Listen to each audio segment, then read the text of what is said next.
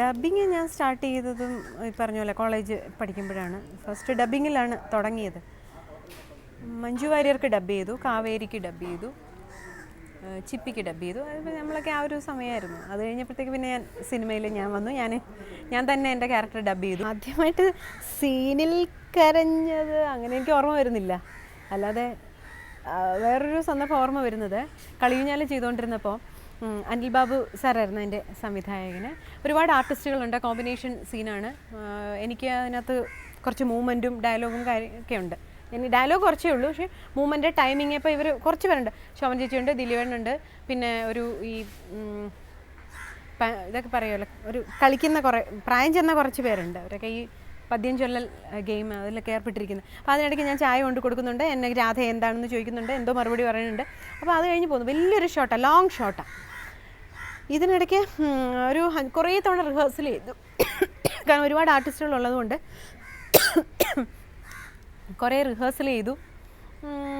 Camera എവിടെയാണ്, camera ഞാനിങ്ങനെ out പോന്നു. ഇത്രയും എനിക്കൊന്നൊരു 5-8 റിഹേഴ്സൽ ചെയ്തു. കാരണം അത്രയും ലോങ് ഷോട്ട് ആയതുകൊണ്ട് പെർഫെക്റ്റായി. ഓക്കെ, റോളിങ് പറഞ്ഞു, കട്ട് ഡയറക്ടർ പറഞ്ഞു, ശരി പ്രവീൺ ഒരു കാര്യം ചെയ്യും, ക്യാമറ ഇപ്പോൾ ലെഫ്റ്റ് അല്ലേ ഔട്ട് പോയാൽ, റൈറ്റ് അങ്ങ് ഔട്ട് പോയാൽ മതി എന്ന് പറഞ്ഞിട്ട്. ഞാൻ വന്ന ഫസ്റ്റ് ഫിലിമല്ലേ, ശരിക്കും പറഞ്ഞാൽ അത് എനിക്ക് എൻ്റെ ഒരു ടെക്നിക്കൽ സൈഡ് വലുതായിട്ട് അറിയത്തൊന്നുമില്ല. അപ്പം ഷോട്ടിന് തൊട്ട് മുമ്പ്, അതായത് റോളിങ് പറയുന്നതിന് തൊട്ട് മുൻപാണ് പറയുന്നത് ഇപ്പുറത്തെ ക്യാമറയുടെ ഇപ്പുറത്തൂടെ അങ്ങ് ഔട്ട് പോയാൽ മതി എന്നുള്ള. ഇത് ഇത്രയും മൂവ്മെൻറ്റും കാര്യങ്ങളും പറഞ്ഞ് ഒരു 5 മിനിറ്റ് സമയം വന്നപ്പോൾ ഞാൻ ഇതങ്ങ് വിട്ടുപോയി. അപ്പോൾ ഈ റിഹേഴ്സൽ ചെയ്തത് എൻ്റെ മനസ്സിൽ ഇങ്ങനെ കിടക്കുക, അതറിയാതെ ഇങ്ങനെ ലെഫ്റ്റ് ഔട്ട് പോയി. ചേ കട്ട് എന്താ കുട്ടി ഇതെന്ന് എന്തോ ചോദിച്ചു പോയി. തീർന്നു. കാരണം എന്തോ ഞാൻ കാരണം അതിങ്ങനെ ആയിരുന്നോ, അതെന്തൊക്കെയോ വലിയ തെറ്റൊന്നും അല്ല അത് ശരിക്കും പറഞ്ഞാൽ. പക്ഷേ എന്തോ എന്നെ കുട്ടിയെന്ന് വിളിച്ചു. അത് വലിയൊരു വിഷമമായിപ്പോയി എനിക്ക്. ഭയങ്കരമായിട്ട് കരഞ്ഞെന്ന് വെച്ചാൽ പിന്നെ എനിക്ക് ആ ഷോട്ട് പിന്നെ റിപ്പീറ്റ് ചെയ്തപ്പോഴത്തേക്കും എനിക്ക് ചെയ്യാൻ പറ്റുന്നില്ല.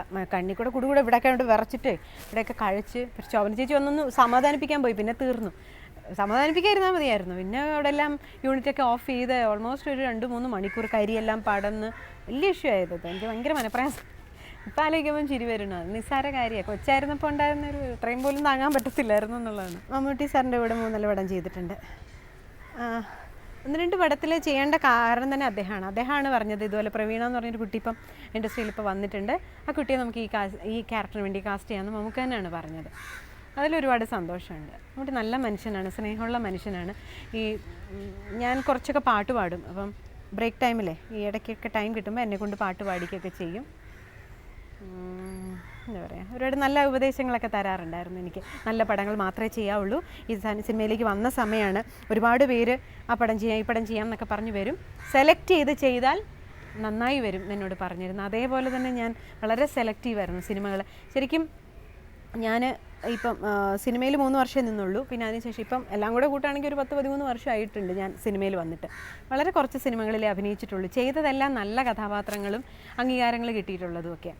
അത് അദ്ദേഹം പറഞ്ഞു തന്നൊരു ഒരു ഉപദേശവും പിന്നെ അങ്ങനെ വളരെ സെലക്ട് ചെയ്തെടുത്തത് കൊണ്ടാണ്. ആദ്യമായിട്ട് എനിക്ക് കിട്ടിയ അംഗീകാരം സംസ്ഥാന അവാർഡാണ്.